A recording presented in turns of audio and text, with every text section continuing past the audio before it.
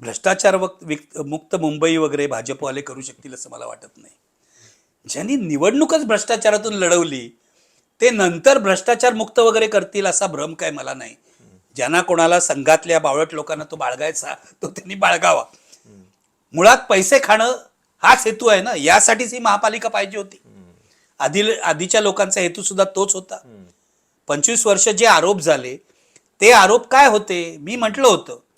मी आधीही म्हटलं होतं की शिवसेनेवर भ्रष्टाचाराचे आरोप करण्याचा नैतिक अधिकार भाजपला नाही, कारण ते सत्तेमध्ये भागीदार होते.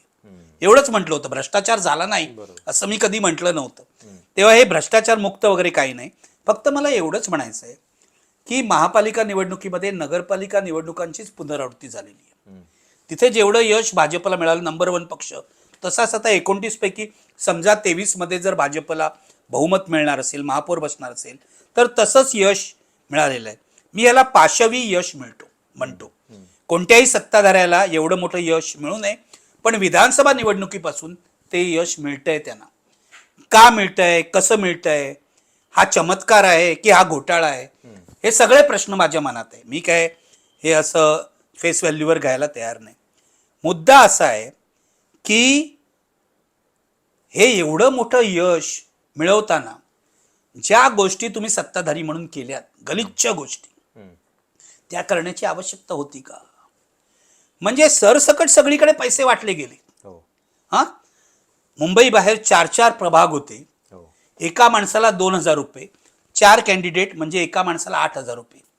5 माणसाचं कुटुंब असेल तर 40,000 रुपये, असं काल एक पुण्याचा पत्रकार सांगत होता.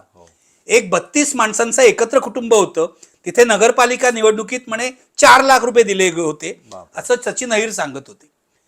तर एवढा पैसा तुम्ही जर वाटला असेल, आणि काल एक सांगलीचे पत्रकार मोहिते नावाचे आणि पुण्यातला हनुमंत मोहिते आणि पुण्याचा महाराष्ट्र टाइम्सचा पत्रकार असं सांगत होता की बँकांकडे कॅशच अवेलेबल नव्हती गेले 2-3 दिवस.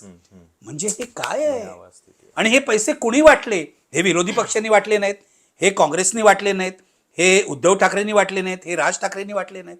हे पैसे भारतीय जनता पक्ष, शिंदे आणि अजित पवार हेच वाटू शकतात, कारण ते सत्ताधारी आहेत. एवढा पैसा तुम्ही कुठून आणलाय? तुम्ही रिझर्व्ह बँक काढली आहे का? तुम्ही पैसे छापताय का? टाकसाळ काढली आहे का? खोट्या नोटा आहेत? मला तर संशय आहे, खोट्या नोटा वाटत नाहीत ना हे लोक. माझा मुद्दा असा आहे, हे सगळं करायची आवश्यकता होती.